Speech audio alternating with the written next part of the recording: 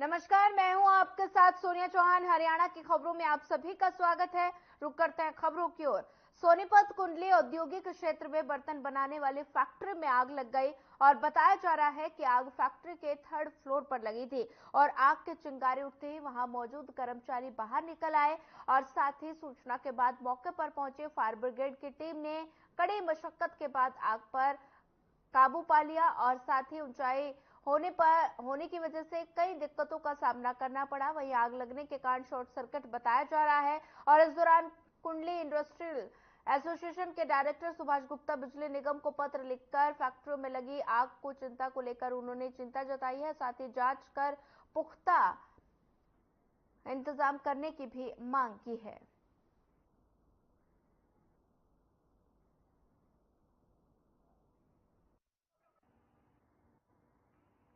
ये plot number 51 है, phase 5 है, सेक्टर 53 है कुंडली में। अभी आग के कारणों की जांच कर रहे हैं, अभी पता नहीं लगा। आग पे काफ़ी हद तक कंट्रोल है। 5-6 फायर ब्रिगेड लगी हुई है, सारा प्रशासन भी साथ में, पुलिस प्रशासन सारा मौके पर खड़ा है। और पूरी तरह से जब आग बुझ जाएगी ना, कंट्रोल हो जाए, उसके बाद एफएसएल टीम बुला के फिर कारणों का जांच करेंगे कि किस कारण से आग लगी है। सर, पब्लिक को हटाने का प्रयास हमारा पूरा प्रशासन साथ में यही खड़ा है, पूरा पुलिस स्टेशन कुंडली की सारी फोर्स खड़ी है। सर, किसी को चोट नहीं, अभी तक किसी चोट की कोई जानकारी नहीं है। अभी तक ये पता लगा पूरा प्लांट खाली।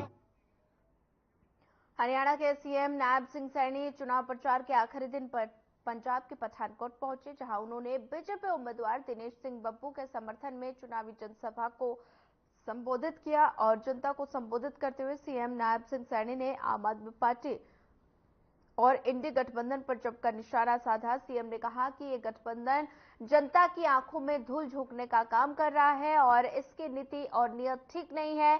सीएम सैनी ने कहा कि आम आदमी पार्टी के नेता भ्रष्टाचार में संलिप्त हैं और कई जेल की हवा भी खा रहे हैं।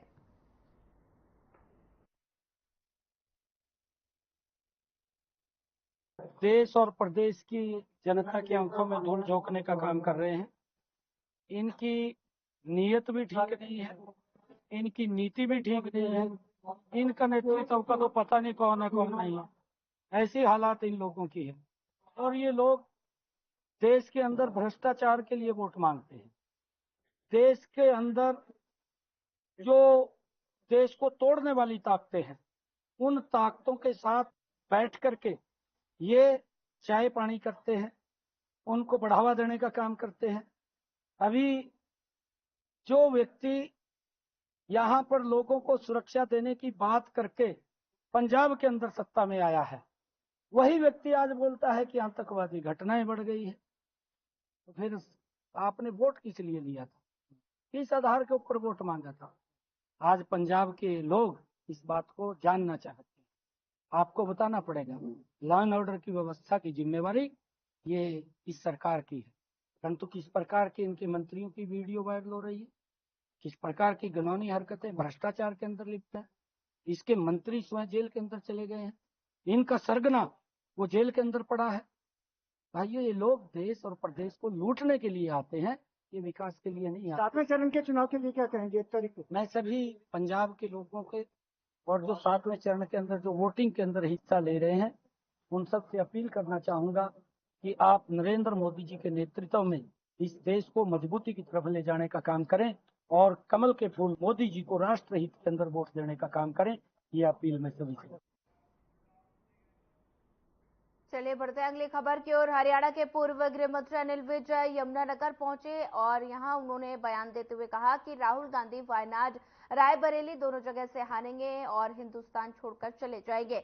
बता दें कि यमुनानगर में बीजेपी नेता राकेश त्यागी के निवास पर मीडिया से बातचीत करते हुए पूर्व गृह मंत्री अनिल विज ने कहा कि राहुल गांधी इंडी गठबंधन के लिए बड़े बड़े दावे कर रहे हैं और राहुल गांधी से पूछना चाहता हूं कि अगर वो दोनों जगह से जीतेंगे तो कौन सी सीट छोड़ेंगे। इंडी गठबंधन का कोई भविष्य नहीं और ना कोई नेता है।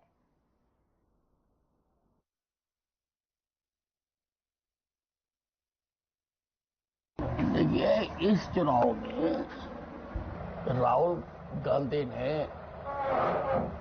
इंडी गठबंधन की सीटों के लिए बड़े बड़े दावे किए, परंतु मैं राहुल गांधी से पूछना चाहता हूं कि आप इंडी के कितने आएंगे, हमारे कितने आएंगे, इसको छोड़ो।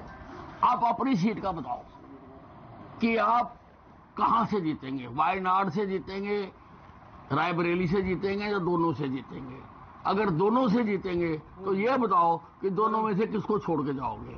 और मुझे पता कि क्या होगा, ये दोनों से हारेंगे और ये हिंदुस्तान छोड़ के जाएंगे। हरियाणा के नेता प्रतिपक्ष भूपेंद्र सिंह हुड्डा दिल्ली दौरे पर हैं और इस दौरान उन्होंने एक बड़ा बयान दिया। बोगस वोटिंग को लेकर भूपेंद्र सिंह हुड्डा ने कहा कि एक्शन लेने वाले के पास अधिकार भी होना चाहिए और किस आधार अधिकार से एक्शन लेने की बात बीजेपी वाले कर रहे हैं। उन्होंने कहा कि सरकार उनकी थी, पोलिंग एजेंट भी उनके थे, तो बोगस वोटिंग का सवाल कहां से आया। और इस दौरान बीजेपी पर निशाना साधते हुए भूपेंद्र सिंह हुड्डा बोले कि बीजेपी ने कोई वादा पूरा नहीं किया, इसलिए कांग्रेस के पक्ष में क्लीन स्वीप होने वाला है।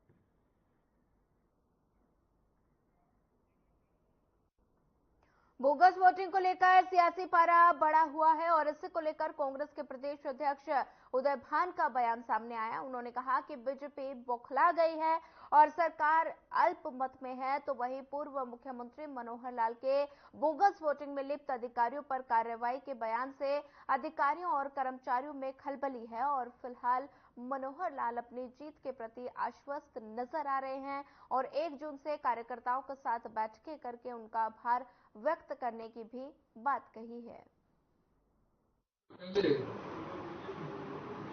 हमारे पार्षद से विधायक श्री राकेश गौतमवाद की वजह से निधन हुआ है। बहुत ही हमारे जिला के प्रतिष्ठित व्यक्ति थे, समाज सेवी थे, धार्मिक व्यक्ति थे, लोगों में बहुत लोकप्रिय थे। उनके निधन से बहुत हमारे दक्षिण हरियाणा की राजनीति को बहुत नुकसान पहुंचा है। उनके असामयिक निधन पर भारतीय कांग्रेस पार्टी की तरफ से हार्दिक संवेदना प्रकट करता हूँ और शोक संतप्त परिवार से मैं प्रार्थना करता हूँ कि उनको चरणों में शरण मिले और उन्हें इस जो मिशन से बनाया उनको सैनिक शक्ति प्रदान करें।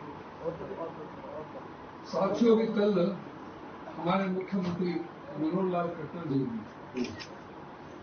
कहने को पूर्व मुख्यमंत्री है पर अभी तक तो वही सर्वमान्य रहे हैं, वो कल यहाँ गुड़गांव में आए थे। उन्होंने प्रेस वार्ता की थी और बड़ा अफसोस की बात है कि उन्होंने कहा कि सिरसा और रोहतक में विपक्ष ने बूथ कैप्चर किया और उसमें अधिकारियों और कर्मचारियों पर भी दोषारोपण किया गया कि बोगस वोटिंग कराई गई। ये आरोप पूर्व मुख्यमंत्री द्वारा एक वरिष्ठ जो भाजपा के सबसे वरिष्ठ जो नेता हैं प्रदेश के, उनके द्वारा लगाए जाने से ये बात स्पष्ट हो गई है कि वो कितने इस चुनाव से असहज हो चुके हैं। वो विपक्ष पर आरोप लगा रहे हैं बोगस मतदान का, जबकि सारे अधिकारी उनके द्वारा तैनात किए गए हैं, सारे कर्मचारी उनके द्वारा तैनात किए गए हैं, इलेक्शन कमीशन भी उनकी कठपुतली बनी हुई है। उसके बावजूद जो विपक्ष को कहना चाहिए था, उन्होंने कहा, इससे ये संकेत हमें अवश्य मिलता है कि जरूर इन्होंने जैसे पिछले चुनाव में गड़बड़ी करके दीपेंद्र हुड्डा जी को जैसे हराने का काम किया था, इनकी अभी भी मंशा ये हो सकती है, तो बहुत सचेत रहने की जरूरत है हमें भी और इलेक्शन कमीशन को भी हम अवश्य अनुरोध करना चाहेंगे कि जो काउंटिंग में किसी तरह की कोई गड़बड़ी ना हो। अपने भी हम जांच एजेंट को इंस्पेक्ट करेंगे, लेकिन इलेक्शन कमीशन को भी हम ये कहना चाहेंगे कि इस तरफ विशेष ध्यान दिया जाए, क्योंकि ये कुछ भी कर सकते हैं। अब 9.5 साल का शासन करने के बाद में वो उपलब्धि बता रहे हैं गुड़गांव के अंदर। हरियाणा में सीएए के तहत 9 लोगों को नागरिकता मिली है। ये सभी 9 लोग हरियाणा जिले के रहने वाले हैं और जिन 9 लोगों को नागरिकता मिली उनमें मनोहर लाल, चोनी लाल, सुभाष शामो और माई शंकर लाल साबो, ताजो जवाहर लाल के नाम से नाम शामिल हैं और साथ ही अभी 5 ऐसे नाम हैं जिनको सीएए के तहत नागरिकता देने पर प्रक्रिया फिलहाल जारी है।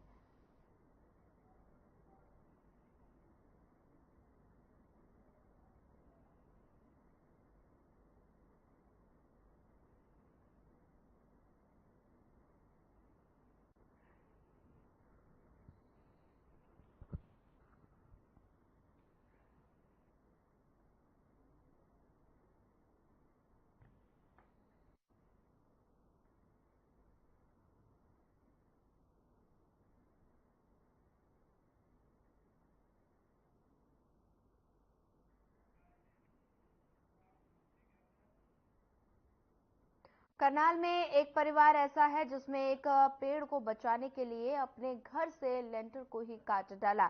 इसके लिए उन्होंने अपने घर के डिजाइन खराब होने की भी परवाह नहीं की। प्रकृति और इंसान के बीच तालमेल का एक उत्तम उदाहरण पेश करते हुए करनाल इस परिवार ने ग्लोबल वार्मिंग के खिलाफ एक संदेश देने का प्रयास किया। पर्यावरण के प्रति इस परिवार की दीवानगी कहिए या फिर मां की यादों को संजोने का बहाना, विशाल शर्मा के परिवार ने घर में मां के हाथों से लगाए एक आम के पेड़ को बचाने के लिए अपने नए घर बन रहे घर के लिए पेड़ काटने की बजाय अपनी छत को काटना ही बेहतर समझा और घर की छत के बीच में से निकला आम का पेड़ ध्यान अपनी ओर आकर्षित करता है। विशाल मां ने बताया कि करीब 17 साल पहले उसकी मां और बच्चों ने मिलकर अपने घर के आंगन में एक आम का पेड़ लगाया था और जो काफी बड़ा हो गया है। जब उन्होंने पुराने घर को तोड़कर नया घर बनाना चाहा तो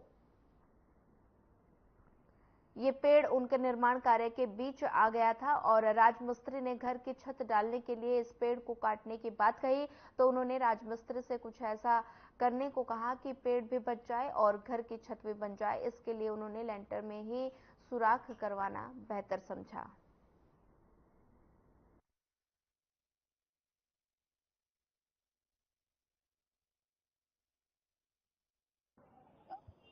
पेड़ लगाना आज की एक हमारी बहुत ज़्यादा ज़रूरत भी है। पेड़ हमें एनवायरनमेंट को भी क्लीन करते हैं और साथ में ऑक्सीजन के लेवल हमें ऑक्सीजन इससे मिलती है। डे बाय डे जो है ग्लोबल वार्मिंग इंक्रीज हो रही है क्योंकि एनवायरनमेंट में कार्बन डाइऑक्साइड का level day by day increase हो रहा है। सब चाहते हैं कि आज का एनवायरनमेंट सही हो बट पेड़ लगाना नहीं चाहते। हम एज ए टीचर मैं भी अपने स्टूडेंट्स को हमेशा ये मोटिवेट करती हूँ कि बेटा अपने बर्थडे पर कम से कम एक पेड़ जरूर लगाएं। अगर मैं कंटिन्यूटी में सबको बोलूंगी, हो सकता है मेरी क्लास की 40 की स्ट्रेंथ है, उसमें से अगर 20 स्टूडेंट्स भी लगाएंगे तो उन पे इफेक्ट तो पड़ेगा। मैं हमेशा यही बोलती हूँ कि आप लोगों को आपके आसपास पार्क है, जो भी एरिया जहाँ आपको थोड़ा सा भी एरिया मिलता है तो वहाँ पर जरूर लगाएं। जी मेरी माता जी ने और मेरे बेटे ने और मेरे बड़े भाई के बेटे ने मिलकर इस पेड़ को लगाया था आज से 16-17 वर्ष पहले। तो 2015 में मेरी माता जी की डेथ हो गई थी। एक तो हमें हुआ कि मेरी माताजी की निशानी है, दूसरा कि इस एरिया में एक भी पेड़ नहीं है। तो पर्यावरण को देखते हमने इस पेड़ को भी बचाना था, पर हमारी माताजी की निशानी है, हमने उसको भी बचाना था। दूसरा पेड़ आम का है जिसे भगवान विष्णु का रूप भी कहा जाता है, तो विष्णु भगवान को घर में रखना बहुत जरूरी है। इन सब चीजों को देखते हुए हमने इसे बचाया। हमने जब ये मकान बनाया, 2 मंजिला मकान है, हमने ये नहीं सोचा कि लेंटर बचाना है कि क्या, हमने सोचा सबसे पहले पेड़ को बचाना है। हमने पहले इसे उचित स्थान देकर इसको बाहर निकाला, उसके बाद हमने पूरे अपने घर को बनाना शुरू किया। ये बहुत सराहनीय काम है, उन्होंने इसको प्रोटेक्ट किया है एक आम के पेड़ को और अपनी छत में से भी उसको जगह दी है उस पेड़ को। और इसी तरह के वो प्रोत्साहन करने के लिए हम एक प्राणवायु देवता स्कीम हमने चलाई है पूरे हरियाणा में और करनाल में 112 बेनिफिशरी हैं जिन्होंने बड़ पीपल, बिलखंड और ये जो एंशियंट ट्रीज हैं इनको प्रिजर्व किया हुआ है और उनको 2750 रुपये पर ईयर हम उनको पेंशन दे रहे हैं। 112 लोगों को जिन्होंने इसने प्रिजर्व किया है। अब जो पेड़ छोटे हैं पिछले बार, तो उनकी इस वर्ष हम पेंशन में इंक्लूड करेंगे उनको, और इनको ताकि प्रोत्साहन दिया जा सके और पुराने पेड़ों को बचाया जा सके। चरखी दादरी के गांव नरंगाबास राजपुतान में उस वक्त हड़कंप मच गया जब कई घर आग की चपेट में आ गए। आग की वजह से लाखों रुपए का नुकसान हुआ और इतना ही नहीं, आग की चपेट में आने से कई बकरियों की भी मौत हो गई। वहीं सूचना के बाद मौके पर पहुंची डायल 112 और फायर ब्रिगेड की टीम ने कड़ी मशक्कत के बाद आग पर काबू पाया।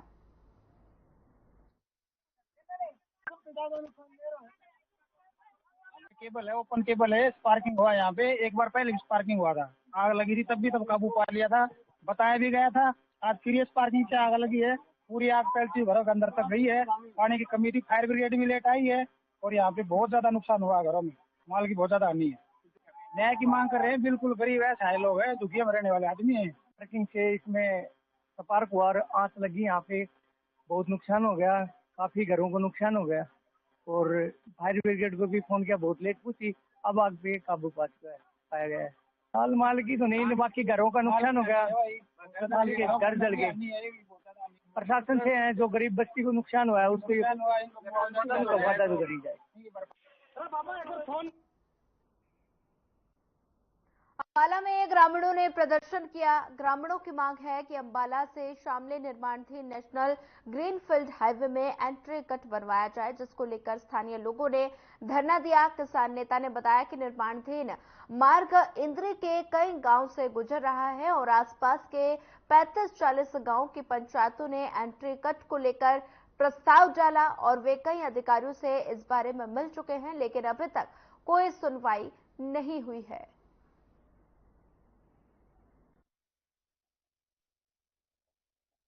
तो हमने एमपी संजय भाटिया को दिया, एमपी प्रदीप चौधरी यूपी से जो हरियाणा सीट से है उसको दिया, प्रोजेक्ट डायरेक्टर अम्बाला बैठता है उसको दिया। ठीक है, संजय भाटिया ने तो कार्रवाई की उसके ऊपर। 17 जनवरी 2023 को उन्होंने उसको आगे NHAI को गडकरी साहब को रिकमेंड किया, एक प्रोजेक्ट डायरेक्टर को रिकमेंड किया, लेकिन उसके बाद हमारी दूसरी समस्याओं के कारण फिर हम इसको ये लंबित रखना पड़ा। क्योंकि आपको पता है भी पहले यहाँ पे भी एजिटेशन हुआ था ना, तो उस समय हमारी दूसरी मांगे थी, जमीन की कॉस्ट के बारे में थी, कुछ नंबर रह गए थे उनके बारे में थी। तो अब हमने इसको दोबारा शुरू किया है, क्योंकि हमारे जो गांव की जमीन है यूपी में भी है, यूपी वालों की साइड भी है, तो आने जाने का कोई साधन नहीं बनता। तो इसलिए हमारा जो बिजनेस है, किसानी का बिजनेस है, मजदूर भी हमारे साथ जाएगा हमारे खेत में, तो उधर से आने जाने की जो कनेक्टिविटी है वो बिल्कुल खत्म है। दूसरा जी, ये जो रोड है यमुनानगर से करनाल तक 70 किलोमीटर की लंबी रोड है जी, और इसमें लोड इतना ही है ट्रैफिक का जितना स्टेट हाईवे। गर्मियों की छुट्टियां होते ही रेलवे ने कमर कस ली है और ट्रेनिंग के साथ ट्रेनों में कोच बढ़ाने की तैयारी कर ली गई है। वहीं ट्रेनों में भी काफी भीड़ देखने को मिल रही है, जिसके चलते रेलवे के SRDCM नवीन कुमार ने बताया कि रेलवे की तरफ से पुख्ता इंतजाम किए जा रहे हैं। जैसे कि टूरिस्ट प्लेसेस हैं, उनके लिए स्पेशल ट्रेनें चलाई जाएंगी और कुछ ट्रेनें अनाउंस हो चुकी हैं और वे भी कुछ ट्रेनें और हैं जो अनाउंस हो जाएंगी। इसी के साथ गर्मियों को देखते हुए यात्रियों के लिए पानी की व्यवस्था, कैटरिंग की व्यवस्था दुरुस्त की जा रही है और यात्रियों को टिकट बुकिंग या रिफंड में परेशानी ना हो, उसके लिए डिजिटल UPI पेमेंट के माध्यम से व्यवस्था की गई है।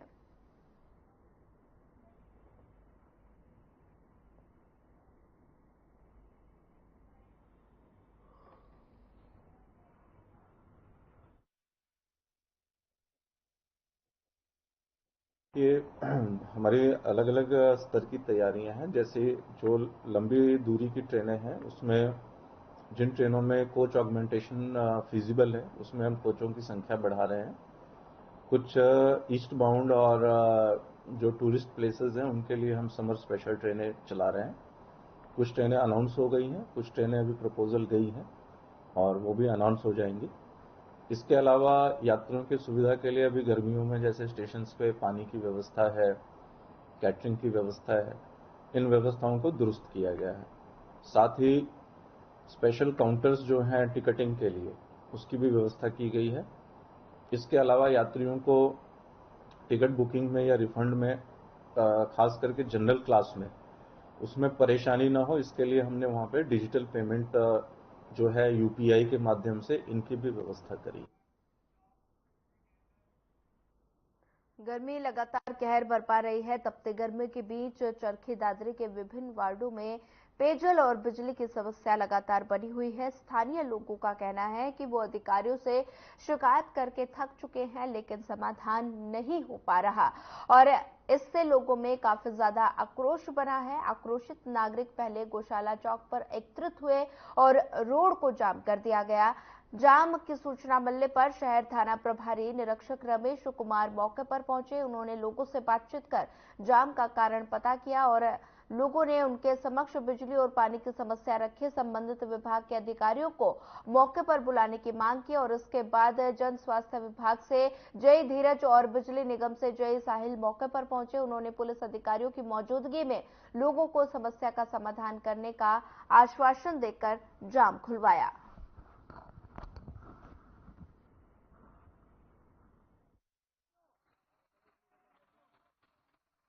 फिर भी गर्मी मरने लग गया, 4 दिन तक लाइट को नहीं मारा। बता किस समस्या है जी? क्या नाम है? भगवती। हमारे को बहुत परेशानी भाई, हमारी फ्रिज खराब होगी, लाइट दो, पानी दो, सीवर खुलाओ, ये कोई तरीका है जी? 3 दिन से इतना परेशान हो रहा, फ्रिज में सारा सामान खराब होगा, ठीक है।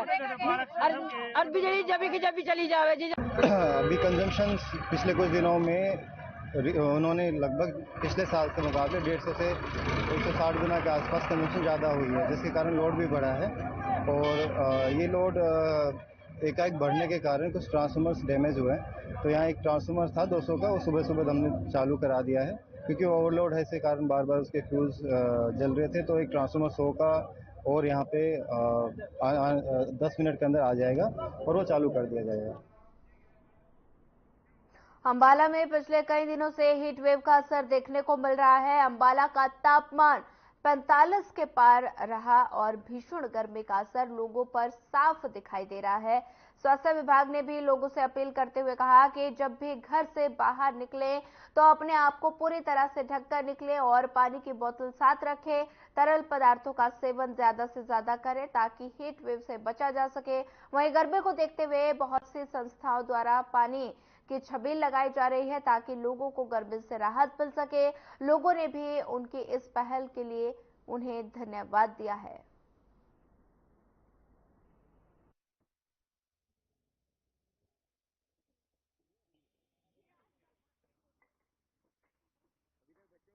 यहाँ से मैं निकल रहा था जी, रास्ते में इन्होंने ठंडे पानी की छबील लगाई हुई है और गर्मी से राहत के लिए पानी पिलाया जा रहा है, ठंडे पानी। गर्मी बहुत हो रही है, सबको बड़ी परेशानी हो रही है। बहुत अच्छा पुण्य का काम है, पानी पिलाने बहुत अच्छा पुण्य का काम है। गर्मी बहुत बढ़िया सर, गर्मी के लिए बहुत बढ़िया तोहफा दे रखे हैं लोग। भाइयों को मैं बहुत बहुत धन्यवाद करना चाहता हूँ। जाओ देखो कर रहे हैं, हेलमेट लेके चल रहे हैं। आज आप लोग देख पा रहे हो कि इतनी गर्मी बढ़ती जा रही है, 45 के पार टेम्परेचर जा चुका है। तो इसी के चलते हुए हमारे ऑफिस में डीवाईपी ऑफिस है हमारा, उन्होंने इनिशिएटिव लिया है कि लोगों को थोड़ा सा गर्मी से राहत मिल पाए, इसलिए हमने थोड़ी सी पहल की है। अभी जैसे जैसे हमारा आगे प्रोग्राम बनेगा, जो भी हमारी टीम कहेगी, ऑफिस कहेगी, उसके प्रति हम आगे और भी ये सेवा करते रहेंगे। फिलहाल इस बुलेटिन में इतना ही। ज्यादा खबरों के लिए बने रहिए हमारे साथ। नमस्कार।